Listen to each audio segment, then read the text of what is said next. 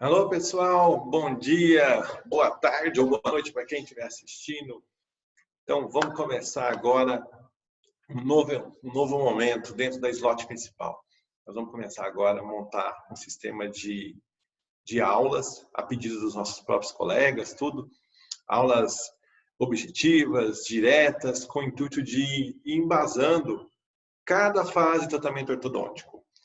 Então, a gente vai falar um pouco de diagnóstico, depois um pouco de planejamento, biomecânica e finalização. Serão várias aulas que nós vamos procurar disponibilizá-las normalmente aos sábados, tá bom? Então, nós quem, né? Nós, André e eu, tá joia? Vinculados, no caso, à slot principal, que é o nosso foco. Pois bem, antes de mais nada, então, obrigado pela sua presença que está aí. Então, eu vou começar hoje falando sobre um assunto que nós até mencionamos na nossa primeira live, que era sobre o diagnóstico.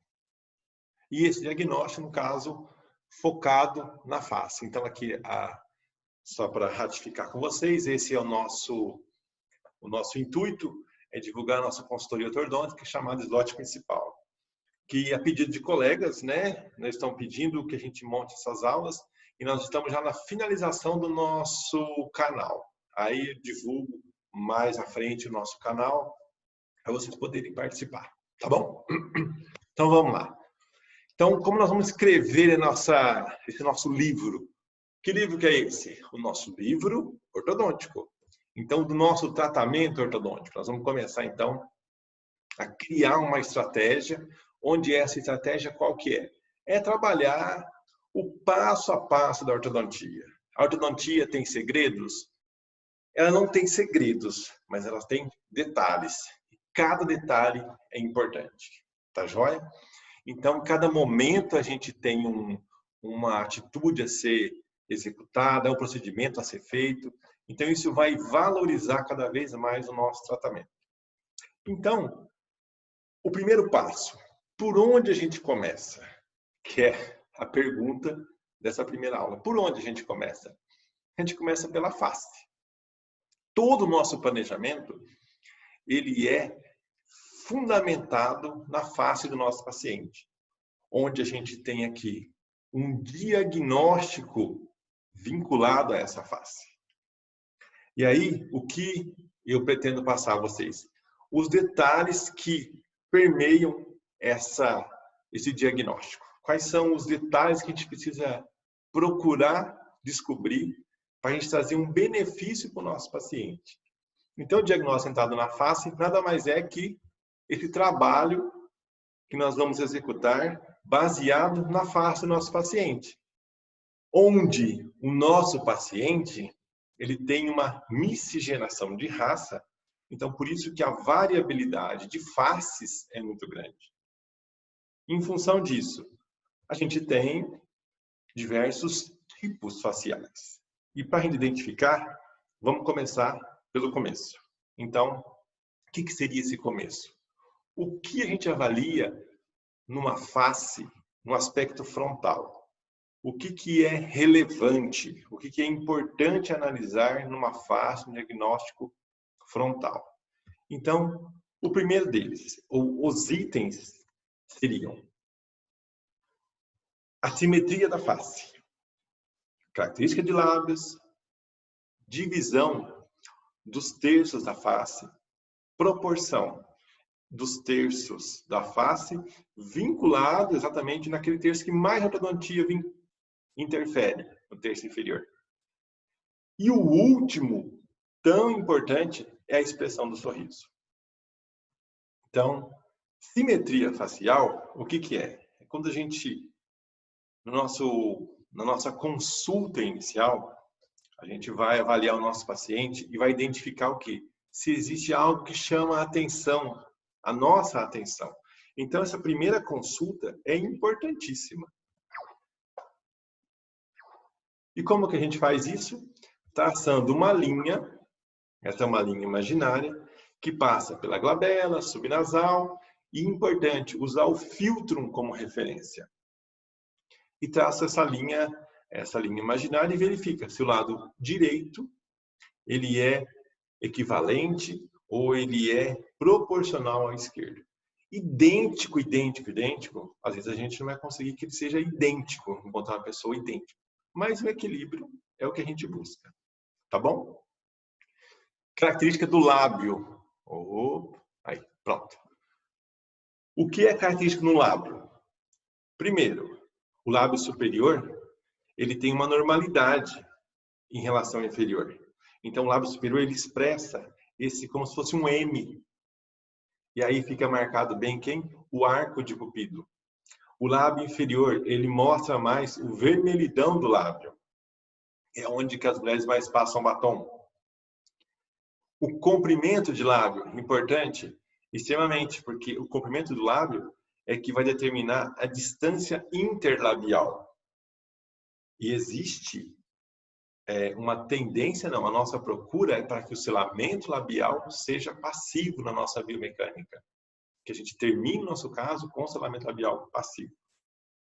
E algo importante, a mudança com a idade. Então, assim como o cabelo muda, a pele muda, a visão, a audição, o lábio também altera com a idade. A tendência é perder esse contorno de lábio. É perder essa... deixa eu achar aqui. Pronto. Perder isso aqui, ó. Isso. Que é o arco de Cupido. A tendência é ele ficar plano com a idade. Tá bom? Proporcionalmente, a face do paciente numa vista frontal ela é dividida em terços. Terço superior, médio e inferior. Aonde existe uma proporção de 1 para 1 para 1. Além disso, a gente tem aqui uma imagem de uma captura de uma imagem de uma pessoa. Então, existe uma proporção aqui entre os terços da face. Tá joia? De 1 para 1 para 1. E aí existe uma variação. Quando aumenta um deles, aí muda-se o quê? A terminologia daquele tipo facial, que a gente classifica como braquimesidólico. Ainda na face, na vista frontal, o terço inferior da face existe uma proporção entre a parte superior dele e a inferior. Onde a superior é subnasal até o estômago do lábio superior e o inferior é do estômago do lábio até o ME. Aqui numa vista de um ser humano. Então, como eu tinha dito, assim, dependendo essa proporção dos terços da face, então, quanto mais estreito e mais longa a face, ela recebe uma terminologia, que seria o quê? Braque, meso e dólico. Lembrando que cada uma delas expressa uma morfologia facial diferente. Pois bem, a face, ela é responsável pela expressão de diversos sentimentos que o ser humano tem. De raiva, de ódio, de angústia, de fome, de tristeza e de alegria. Onde a alegria expressa no sorriso do paciente. Então, a análise do sorriso, ela é super importante, porque quando a gente classifica o nosso paciente, a gente tem uma análise bem específica do sorriso, porque a gente procura aproveitar a beleza do sorriso para trazer um benefício no final do tratamento. Então, o sorriso é algo que todo ortodontista deve se focar para planejar e, na sua fase final, estabelecer uma estética do sorriso agradável. O que seria essa estética do sorriso agradável? A primeira delas, tá vendo que eu estou indo para lá e para cá, né? Ó, só para não atrapalhar a visão. A primeira delas, qual que é? É que a margem dos incisivos centrais, elas ficam, no caso, os homólogos, ficam na mesma altura. A estética vermelha também. Então, tanto a incisal quanto a cervical. A papila fica colocada entre os dentes. E o incisivo lateral, ele fica ligeiramente mais acima, quer dizer, mais apical em relação ao canino e ao incisivo central. Outro fator importante é avaliar a dinâmica do sorriso. Então, a gente tem dois tipos de sorriso. Aquele que a pessoa força o sorriso, que a gente avalia, que tenta avaliar o arco do sorriso. Esse sorriso forçado é a pose que a gente faz para falar o X. E avalia-se o corredor bucal. Então, o que é ideal? O ideal é que o arco do sorriso, que é expresso pelo lábio inferior, a gente tenha o acompanhamento dos dentes, acompanhando esse contorno do lábio inferior. E o corredor bucal é esse aspecto negro que fica entre a mucosa jugal e a vestibular do dente.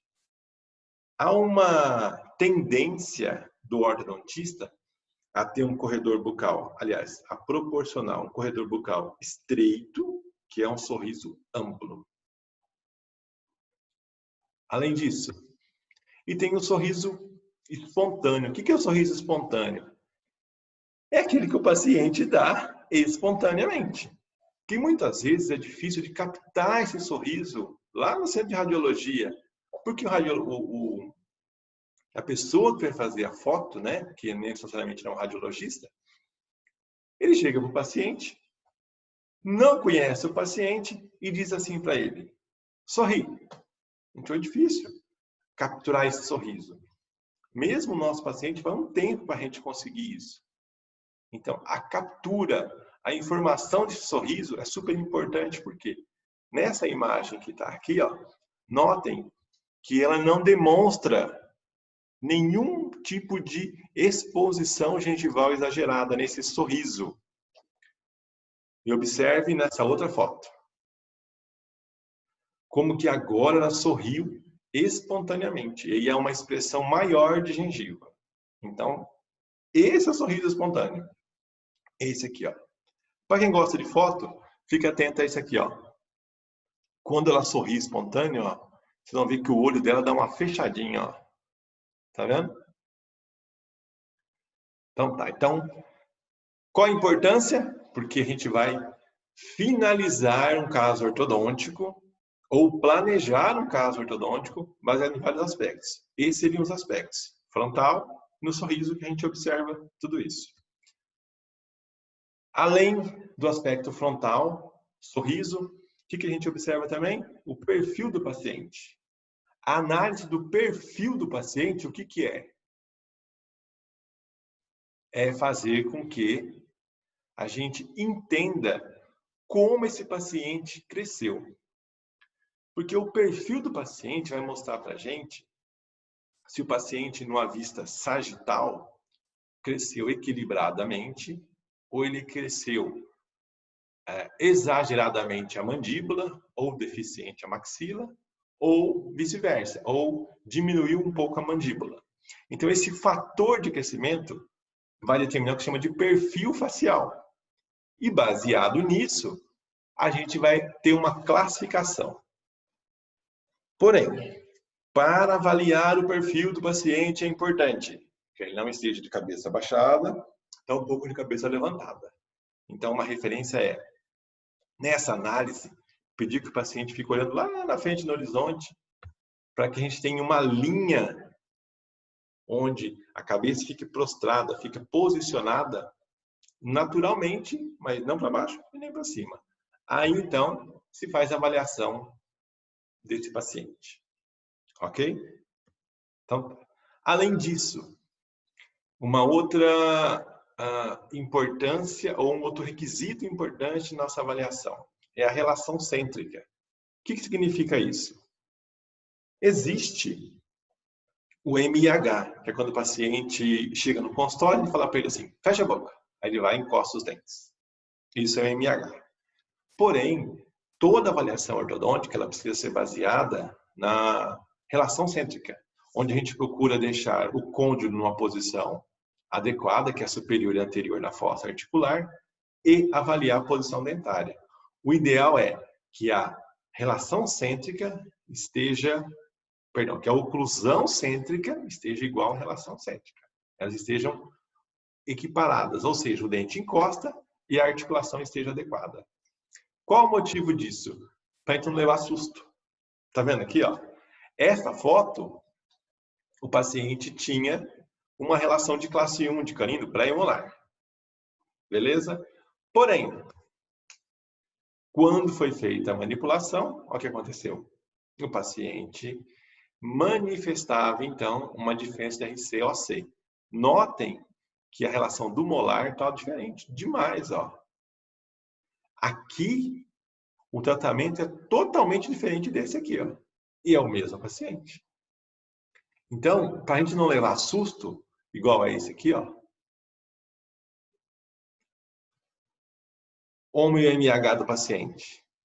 Quando manipula, olha o RC dele. Então, ele expressava um quarto de classe 2 do lado esquerdo e um oitavo de classe 2 do lado direito. Em MH. Já na RC, olha o tanto que está de classe 2. Mais que isso, quando a gente observa numa vista oblíqua a relação anterior, olha o overjet dele. Agora, imagina a gente coloca aparelho num paciente que ele tem essa MIH e o paciente abre a boca, ele sempre busca essa posição. Porém, quando o paciente está relaxado, ele vai para RC. Muito bem. A gente vai e coloca aparelho e só faz avaliação em MH. Porém, com o passar do tratamento ortodôntico, há uma mudança na posição dentária. Então, aquele estímulo proprioceptivo que o dente tinha, ele se altera porque o dente mudou de posição às custas da colagem de Brecht e do alinhamento e nivelamento. E para onde que a mandíbula vai? Uma posição de conforto, de equilíbrio. Ou seja, ela vai para RC. Aí o paciente sai do seu consultório, teoricamente em MH, que ele está achando que está tudo bem. Quando ele volta no mês seguinte, ele volta já uma postura mais recuada da mandíbula, que é a RC. E qual a pergunta que ele vai fazer para a gente? Nossa, doutor, minha boca estava tão certinha, agora parece que meu queixo ficou para trás. Será que não foi esse aparelho? Então, não foi o aparelho, foi o diagnóstico que foi errado. Tá legal? Muito bem. Dentro do mesmo princípio, na análise facial de perfil, a gente tem aqui os terços inferiores, perdão, o terço da face é igual ao terço na revista de frontal, proporção de 1 para 1 para 1. E aqui uma dica, ó. O que a gente avalia na análise de perfil? Se o paciente é padrão 1, 2, 3, face longa e face curta. E aí existe, numa maneira sagital, se a gente tiver alguma dúvida, porque a gente pega olha o paciente de perfil, foto de perfil, compara teleradiografia e norma lateral, e aí avalia braque mesodólico e padrão 1, 2 e 3. Estou na dúvida, uma sugestão, pega a foto de perfil e marca glabela, subnasal, hipogônio mole. E traça essa linha, ou estas linhas. E a gente tem aqui um ângulo, ó. Esse ângulo tem uma variável de 165 a 175 graus. Difícil, aliás, nem é indicado medir a face por números. Mas essa classificação por números é possível. Se o valor que você encontrou tiver entre intervalo, que eu acabei de citar, então o seu paciente tem ou um perfil reto, ou ele é ortognata, que são sinônimos, ou ele é padrão 1. Assim como, se a gente faz a mesma medida, ó, os mesmos pontos, e faz essa verificação, se o valor encontrado for menor que o 165, significa que ele é padrão 2, perfil convexo ou retrognata. E o terceiro deles, fazendo as mesmas marcações, glabela, subnasal e hipogônio mole. E o número encontrado aqui, angular, for maior que 175, então padrão 3, perfil côncavo e prognata. Essa é uma maneira numérica de se que se convencionou, né, que existe para a gente poder determinar o padrão do paciente. É evidente que a nossa foco, a nossa imagem é a face, aquele equilíbrio que a face tem. É a partir disso que a gente determina. Mas em caso de dúvida, essa é uma sugestão que a gente pode utilizar. Tá bem? Tá aí a face de perfil de novo. O que a gente olha nessa face de perfil? O que chama a atenção? Então a gente acaba avaliando alguns pontos que são glabela, subnasal, nariz, ângulo nasolabial, sulco mentolabial, linhamento pescoço e a relação de lábios. É evidente que glabela e nariz, a ortodontia não tem influência nenhuma, tá bom? Mas o ângulo nasolabial, relação de lábios, sulco mentolabial e alinhamento pescoço, elas são passíveis de, em determinado momento, o ortodontista intervir, até com envolvimento cirúrgico. Pois bem, então, o foco nosso acaba sendo aqui, ó, esse contorno aqui, ó, que é o ângulo nasolabial, o sulco mentolabial e a relação de lábio. Então, é esse desenho que forma, que é o que a gente busca nos nossos pacientes. Então, a ortodontia, ela precisa ter o quê? Precisa ter muito empenho, evidente, mas a gente precisa gostar daquilo que a gente faz. Então, isso aqui é um desenho propriamente dito mesmo. É um desenho de um pintor, de um autor que quer buscar um equilíbrio para a face do seu paciente. Então, uma relação importante é assim, o que a ortodontia interfere na relação dos incisivos, quando a gente faz ação dos incisivos, na relação de lábio?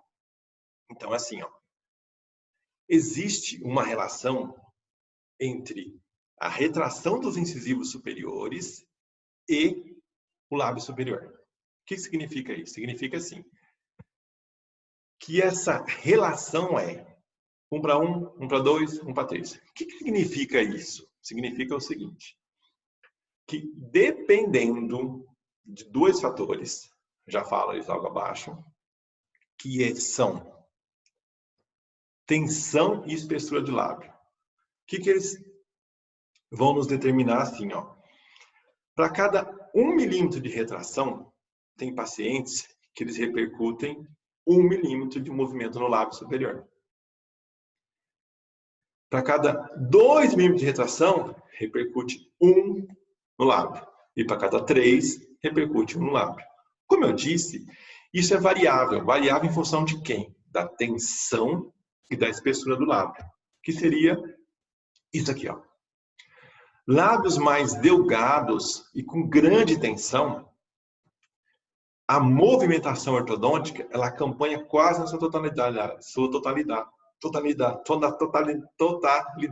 Ou seja, para cada 1 de retração, 1 de lábio.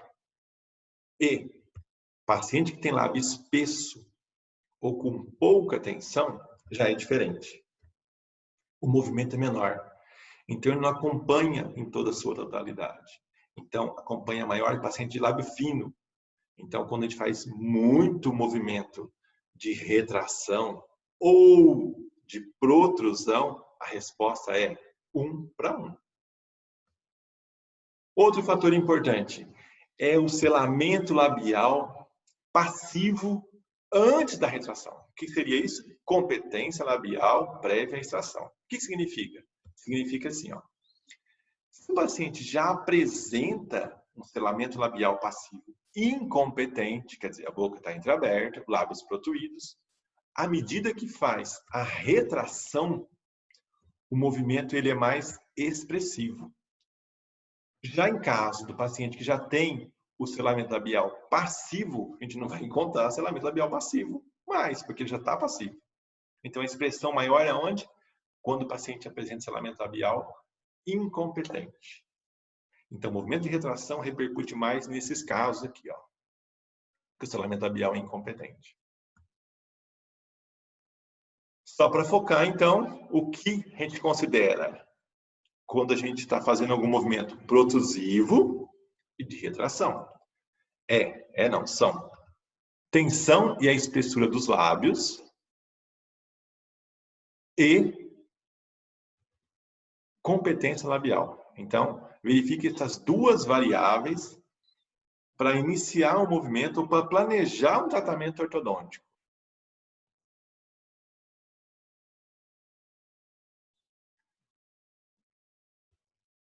Tem um trabalho do Arnett que ele usa uma linha vertical, que é a vertical subnasal, ou vertical verdadeira, que relaciona o lábio superior com essa linha.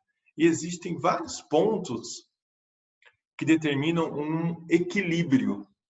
Então, é esse desenho de lábio, esse equilíbrio nessa relação entre essa linha vertical e a posição de lábio, é que dá o aspecto de beleza. Porque o que a gente busca quando a gente faz um planejamento ou faz a finalização, ou propõe uma finalização ortodôntica, a gente está buscando um equilíbrio. O que é esse equilíbrio? São pontos de normalidade. Por isso que são importantes as variáveis. Para expressar esse nosso assunto, eu dispus aqui um caso clínico. Esse caso clínico foi de uma criança, inicialmente, que apresentava uma deficiência mandibular, o ângulo naso-labial dele estava relativamente bem posicionado, apesar que o nariz estava empinado. Lábio superior à frente do inferior, padrão 2, leve, paciente, uma fase de dentadura mista, período intertransitório. Apresentava uma relação de molar de classe 1, sobremordida acentuada, overjet pronunciado, e a queixa do paciente era o quê? Essa sobremordida e esse overjet acentuado, ele se dispunha dessa maneira. Os incisivos inferiores tocavam no palato e marcavam o palato. Então, a queixa dos pais do paciente era essa, ó. Era essa diferença. Então, o pai e a mãe falavam que ele era dentuço. Já o paciente se queixava dessa relação, ó, do incisivo inferior tocando no palato. Bom, qual foi a primeira proposta? Como o paciente estava em crescimento, a primeira proposta que eu dei a ele foi qual? Foi um tratamento ortodôntico, um tratamento ortopédico. Porque tinha uma necessidade de um fator de crescimento envolvido. Então, a proposta foi usar um aparelho ortopédico. No caso de eleição, foi um SN1. Porém, todo aparelho ortopédico depende do uso. Depende que o paciente coloque esse aparelho e use esse aparelho. Mas eu não consegui isso. Então, já que eu não tinha conseguido convencer o paciente a usar esse aparelho removível, então qual foi a segunda proposta? É procurar dar uma guia para o canino, que estava intraósseo, e buscar, então, isso através de uma ortodontia fixa, aonde foi proposto, então, colar brackets, fechar o diastema interincisivo. Porém, quando a gente usa a filosofia do sistema convencional, do straight wire, todos os dentes incisivos têm ângulos. O que mais nos preocupa é assim, quando a gente faz uma colagem, a gente acompanha o longo eixo do dente, acompanha o sulco que está no bracket. Só que, se nós fizermos isso em todos os dentes, ele vai expressar este ângulo, no caso, na angulação do MBT aqui. E o que mais seria preocupante nesta fase seria o ângulo do incisivo lateral, ó, ângulo mesodistal. Por que seria preocupante? Porque se faz a colagem dos incisivos laterais, normalmente, o ângulo que vai ser expressado, ele vai fazer com que as raízes laterais vão para a distal. E a distal está a coroa do canino. E essa coroa do canino, intraósseo, do canino permanente, ela tem o folículo pericoronário, responsável por quem? Pela reabsorção local ali do dente. Que dente? Do seu antecessor. Porém, se a raiz lateral for em cima do canino, reabsorve a raiz lateral. Aí, ó, vai acabar reabsorvendo. Essa seria a consequência. Pois bem, Nesse desenho, feita a colagem, ó. Se faz a colagem dessa maneira, já sabemos, vai dar um problema de reabsorção. Para evitar isso nessa fase intermediária, faz-se a versatilidade do bracket lateral. Vai fazer com que a raiz, então, venha para onde? Para mesial. A raiz vindo para mesial, dá o espaço para o canino, para ele erupcionar. Então, isso é um tratamento, isso se chama versatilidade, é um tratamento interceptativo, olha lá, onde a proposta é colar bracket lateral trocado de lado. E aqui só para exemplificar, ó, bracket central normal, lateral com versatilidade, de lado, canino descido colado com edgewise, primeiro molar e segundo molar com tubo de segundo permanente, apenas para fazer o alinhamento. Inferior, uma possibilidade, é uma sugestão. Mini tubo. E nesse segundo molar aqui, é possível até colar um bracket de edgewise de incisivo central. Não tem ângulo, não tem torque, não tem nada. O que é importante?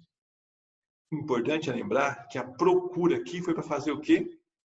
O fechamento do diastema, juntar esse lateral para dar guia para o canino. Essa que foi a proposta. Então, não vai ser dado torque, nada. Então, é um alinhamento, nivelamento, buscando adequar a posição dos dentes permanentes para os dentes sucessores. Bom, passado um tempo, acontecerão as trocas dentárias. Então, a gente precisa aguardar essas trocas acontecerem. Então, a gente vai, espera essas trocas acontecerem, aproveita para, assim que essas trocas acontecerem, pedir um novo exame ou algumas radiografias pontuais para fazer uma nova avaliação e se fazer um replanejamento. Esse replanejamento se busca o quê? Agora a colagem de brackets em todos os dentes permanentes e tubos nos molares. Notem que ele tinha uma sobremordida causada pela curva de Spee inferior. Notem como os incisivos inferiores estavam lingualizados e extruídos. Para essa correção, o que se faz necessário? Se faz necessário colagem dos acessórios. Porém, para colar o incisivo inferior ou os brackets inferiores, se a gente for levar ele muito para cervical, começa a dar interferência nesses ganchos aqui, ó, na gengiva do paciente. Então, a proposta é, para fazer a colagem, fazer um levante aonde? Nos primeiros molares superiores. Primeiros molares superiores receberão esse levante para fazer a colagem dos dentes inferiores. E como se faz esse levante? Esse levante é feito com uma resina específica para levante mesmo, tá bom? Aqui nesse vídeo, ó, eu procurei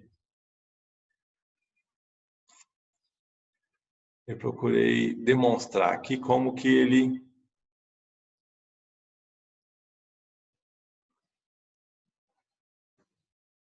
que ótimo. Então, nesse vídeo, a proposta é, a gente faz assim, ó. Primeira coisa, condiciona apenas essa posição do dente, ó. Não é feito o condicionamento ácido de toda a estrutura, é apenas as pontas das cúspides e a crista marginal. Depois, lava, seca. No caso, como não é dente, então não dá para ver o condicionamento ácido do esmalte. Depois, utiliza-se de uma resina específica. Essa aqui é uma resina para fazer levante mesmo, tá bom? É uma resina própria, da cor azul, pode ter cor rosa, tem sem cor, e tem várias marcas, tá bom? Aí remove-se um pedaço ou um pouco dessa resina, posiciona na oclusal do molar. Isso.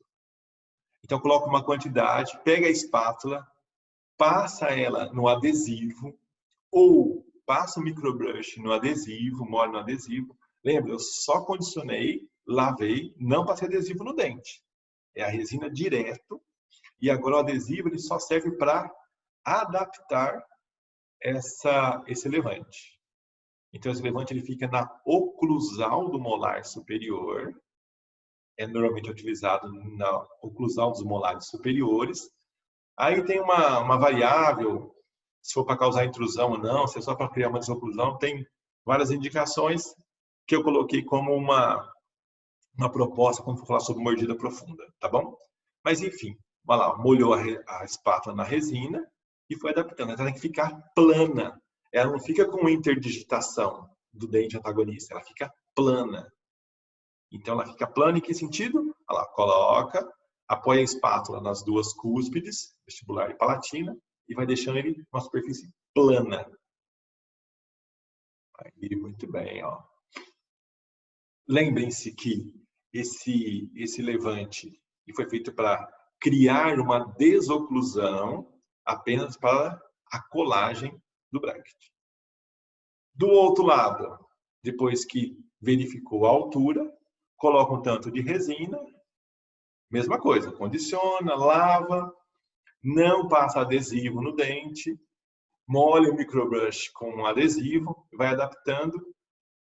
E para determinar a altura desse segundo igual ao do primeiro, aí que a gente faz, depois que adaptou, que acertou, planificou, peça ao paciente, fecha a boca. Aí ele fecha a boca, e aí você vai verificar o quê? A altura do lado que você está fazendo agora tem que estar igual ao do outro lado. Olha lá, fecha a boca aí, tio. Aí, pronto.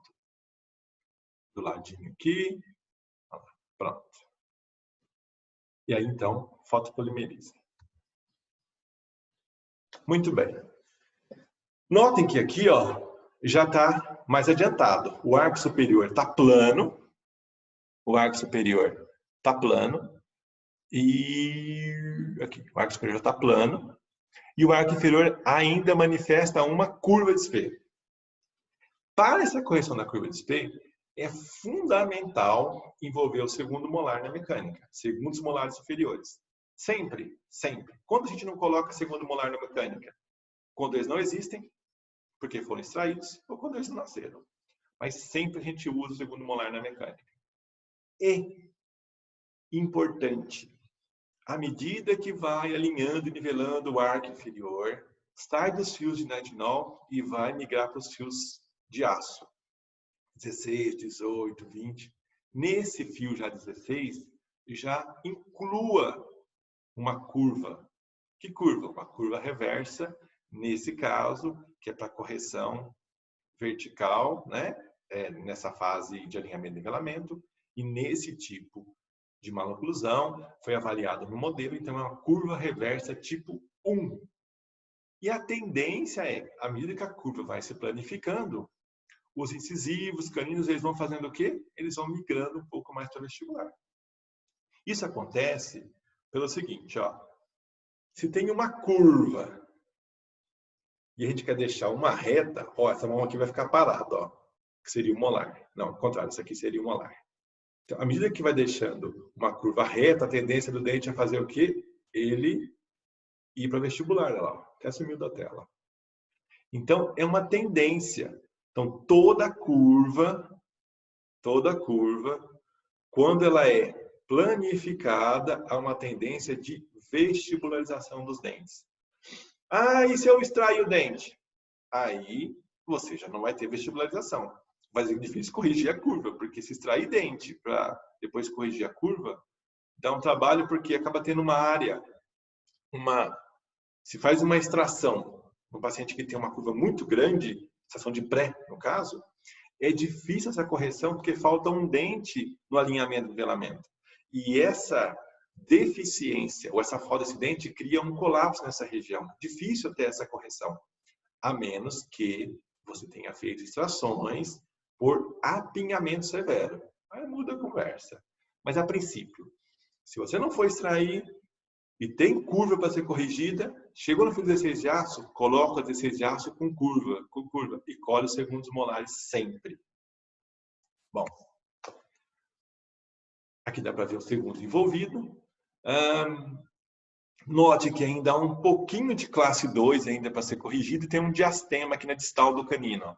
Como corrigir esse diastema? Coloca um gancho bola, que está na distal do canino. Por quê? Porque na mesial machucava o paciente. Então, ele foi colocado na distal. E aí, então, se faz o uso de um elástico corrente e faz o fechamento desse espaço. Note como vai sobrando fio aqui já, ó. Bom, mesmo assim, fechou o espaço, mas não corrigiu a classe 2. Próxima etapa, usar de elástico. Note como a fase do paciente já mudou, ó, consideravelmente. E aqui está o uso do elástico. Nesse momento, foi colocado um elástico onde o gancho bola está para oclusal. Qual o motivo disso? O motivo disso foi para deixar esse elástico aqui, ó, que corrige a classe 2, mais horizontal. O que significa? Como a correção ela é sagital, então a proposta foi diminuir o efeito extrusivo anterior. Lembra que ele começou com mordida profunda? Foi usado curva? Foi. Ó, como é que já corrigiu? Ó, corrigiu. Porém, para essa correção, foi usado curva reversa inferior. E para evitar que a ação do elástico de classe 2, que é uma ação corriqueira, extrua os incisivos, então eu coloquei o gancho bola para oclusal. E assim, o elástico, de que jeito? Horizontal. E que elástico foi usado aqui? 1/4. Por que foi usado o elástico 1/4? Simples, ó, uma sugestão simples. Ele não está aqui, o elástico? Conta, ó. 1, 2, 3 e vai até esse dente aqui, 4. Então, qual o elástico que eu tenho que tem o número 4? 1/4. Então, é um jeito fácil de entender como usar elástico. Ficar guardando números, tá bom? Um jeito simples de fazer isso. Assim como, um exemplo, ó.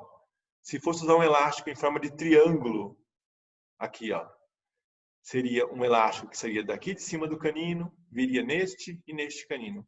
3 dentes. Que elástico que eu uso que tem o número 3? 3,16. Tá joia? E uma comparação do caso, ó. Ele iniciou dessa maneira. Primeiro dia, né? Tá até vendo que as cores dos brackets ainda estão com pigmento, que identifica brackets recém-colados. Início do alinhamento, início da correção da curva com a inclusão do segundo molar, fios com curva, elásticos para fechamento de espaço e o elástico classe 2. Importante, lembra que essa era a queixa do paciente? Primeiro dia que pôs o levante, olha como é que já mudou significativamente. E aí, à medida que foi corrigindo, ó, já está no fio retangular, corrigiu totalmente a sobremordida. E aqui a foto no início e no fim do paciente. Verifique como o equilíbrio facial mudou. O terço inferior ficou mais equilibrado e o desenho do sulco mentolabial e do ângulo nasolabial ficou mais equilibrado. Numa vista aproximada, o tanto que houve de diminuição do overjet. E aqui, a última etapa do tratamento, que foi a remoção dos brackets. Notem que a proposta era manter o molar em classe 1. E aí, por consequência, como ele tinha todos os dentes, molar em classe 1, presa em classe 1 e canino em classe 1. E aí apareceu a linha média na conversa. A linha média está sendo falada só agora, porque foi acertada a posição dos caninos, para depois, então, verificar a posição de linha média. Verifique que às vezes a gente acaba, é muito comum, eu escuto muito isso nos nossos grupos de estudo, os colegas perguntam, eu estou fazendo fechamento de espaço e tem uma linha média desviada, corrige a linha média. Não, fecha o espaço, acerta o canino para depois você procurar acertar a linha média. E aqui então, a linha média, note que ela está centralizada e o canino está em classe 1 já, bem posicionado. Aqui uma vista lateral, onde mostra a relação de classe 1. Pessoal, era isso. Então, nosso primeiro bate-papo, nossa primeira aula, ela foi voltada para esse determinante, que é o diagnóstico facial. Então, nós vamos procurar, nós, André e eu, procuraremos fazer assim, aulas pontuais buscando esse propósito, que é a identificar uma maloclusão, depois como planejar, quais artifícios que a gente tem e como finalizar. Serão aulas que nós vamos procurar dispor sempre aos sábados. Inicialmente, elas serão colocadas nos nossos Instagrams, no caso, pessoais, para depois migrar, então, ou para o Instagram da nossa empresa, que é o slot principal, ou então para o YouTube. Tá joia? Gostaria muito que vocês, se vocês gostaram, dessem um feedback, porque a nossa primeira abordagem foi essa, que vocês, se vocês gostaram, comentassem com seus colegas, compartilhassem, tá bom? E aí, só para finalizar, de novo, obrigado, mantenham-se sempre tranquilos e que a força esteja com vocês, tá bem? Valeu!